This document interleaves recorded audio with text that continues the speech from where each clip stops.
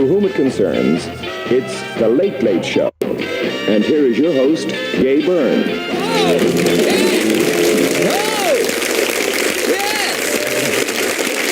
Well done.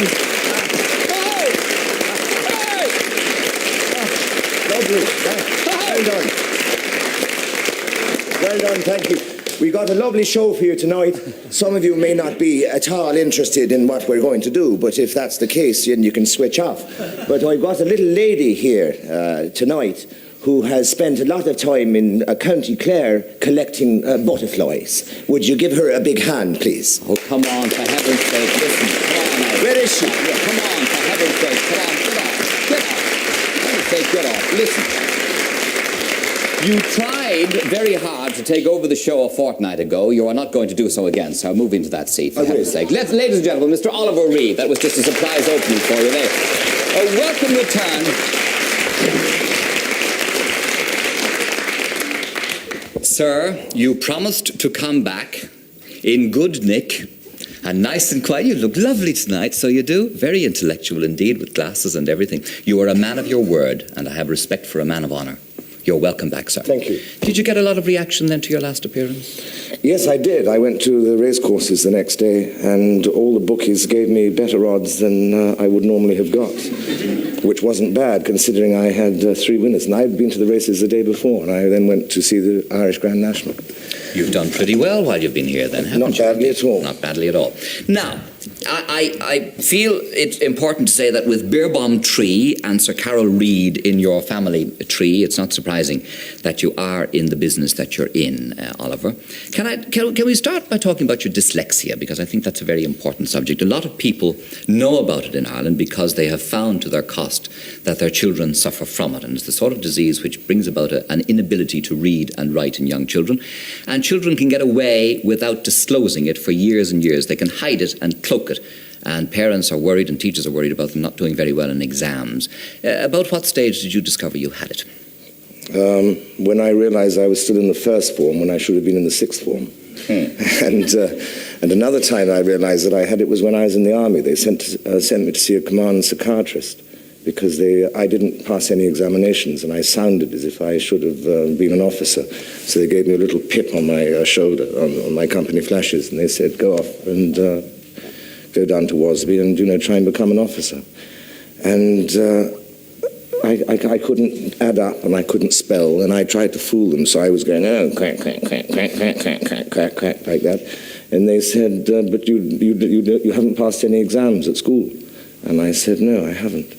And they said, in your papers that we gave you, you don't seem to be able to spell. And I said, well, to tell you the truth. And they said, wouldn't it be embarrassing then if you can't spell gallons? For instance, how do you spell riding? We notice in your little paper that you wrote, you spelt it here I go again, R-I-D-E-I-E-N-G or whatever it was, and that's not how you spell it. For instance, you said also in your little paper that you spelt gallons, G-O-A-L-N-E-S, and that's not how you spell it.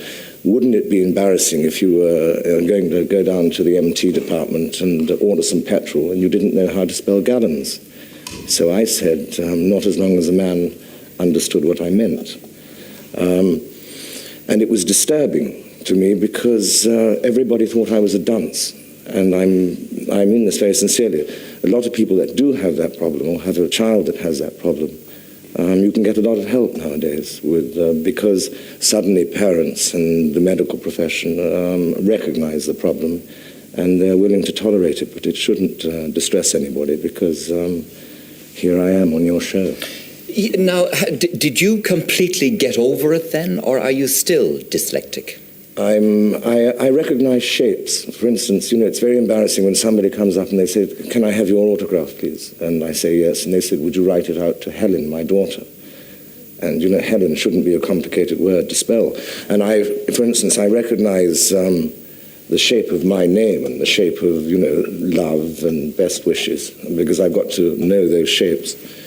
But I don't know how to spell Helen necessarily, so I have to ask them. And sometimes they say Anne, which everybody knows how to spell Anne, and I don't.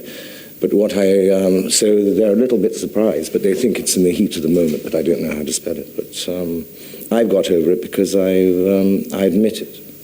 But you can read quite rapidly, Oliver, can you? Not rapidly, no. I have a very retentive memory, which is part of my job, which a lot of dyslexics have the ability to be able to memorize stuff. I read very slowly, and that was a problem when I first started, because when you first start as an actor, for instance, people sometimes say to you, will you read for the part? And they'd give me the script, and I was done for, because I didn't know, what it was. So I'd say, would you mind if I go outside? And so I'd go outside for half an hour, and very carefully I'd be going B, B, O, and then I'd learn it and come in and fool people. But that's my game. I'm a professional fooler. And did your parents know about this? Did they spot it? No. And did this give rise to difficulties with them? Yes, my father thought I was a dunce, as did anybody that comes into contact sometimes with people who have this problem. They think you're a dunce, and immediately you're put into a corner, and they put a dunce's cap on you, and you stand with your hands behind your back, and you take the punishment. And so what I did to try and get over that at school, anyway, was I made sure that I could run faster than anybody else, and so I became, quite good at athletics, and I took up boxing, and I played rugby. And that was the compensation? Well, it was compensating for the masters, because, if you were good at school, at something, then you were forgiven, and I became captain of athletics at school, and therefore I was forgiven for being a dunce, but it was something that I had to survive. And was your father cruel to you because of this, do you think? My father used to say, it's not important that you should win these cups. I mean, the fact that you win all your cups in athletics is simply because you're built nearer the ape.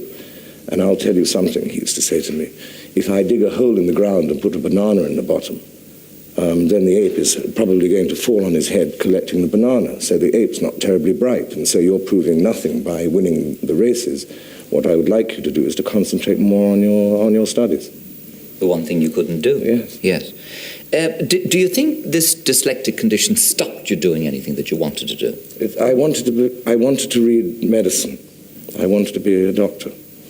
And in order to become a doctor in those days, one had to be very familiar with Latin.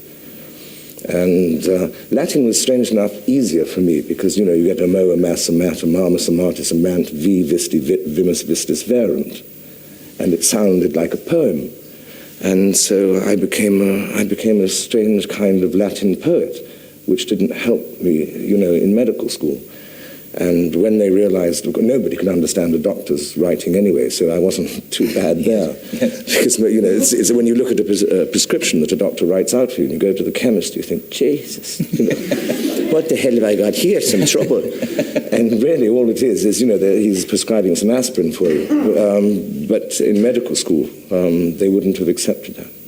Because I wasn't then a qualified doctor, and you've got to be able to write. Yes, well, you must have had the acting in you as well. Now, this Hellraiser image which you have, which you displayed so fully the last time you were on, is this something that you work on and deliberately promote, and if so, why?